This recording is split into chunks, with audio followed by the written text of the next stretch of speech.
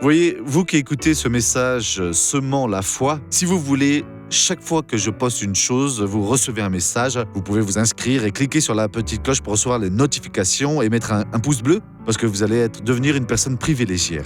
Que Dieu vous bénisse. Mes frères, la Bible parle de personnes qui sont malades dans le corps. Elles vont mal, il y a des personnes qui sont malades dans l'esprit. Et il y a des personnes qui sont malades dans la foi. Leur foi n'est pas une foi qui est saine. Ce n'est pas une foi alors qui supporte les coups comme ça, voyez. Ce n'est pas une foi avec laquelle on peut lutter alors et l'on va vaincre. Qu'est-ce que nous devons faire alors avec ces personnes ? Paul nous enseigne ici dans Romains 14, 1 « Accueillez celui qui est faible dans la foi sans discrimination d'opinion. Ne tentez jamais de vous disputer avec alors la personne qui est infirme comme ça dans la foi, voyez.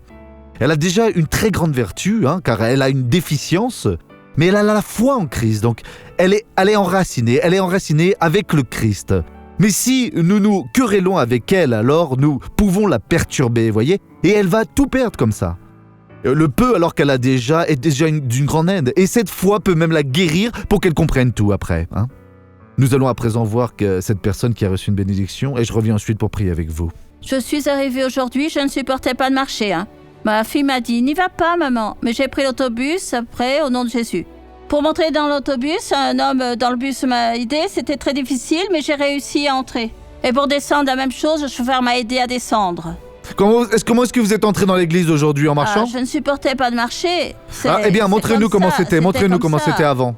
Oui, comme ça. J'avais un problème au genou, il était enflé, je vais vous montrer. Et il n'était plus enflé alors ? Il ne l'est plus, voyez, il a enflé. Alors, marchez normalement maintenant. Je pose la main ici, mon genou est désenflé. Voyez maintenant qu'elle a vu que le genou a désenflé. Allez-y ma sœur, allez-y. Marchez, allez-y, marchez ma sœur, marchez, allez-y. Marchez maintenant que Dieu vous a guéri. Maintenant nous allons prier. Bien-aimé Dieu, nous ne voulons pas perturber alors celui qui est infirme dans la foi, qui a une foi défectueuse.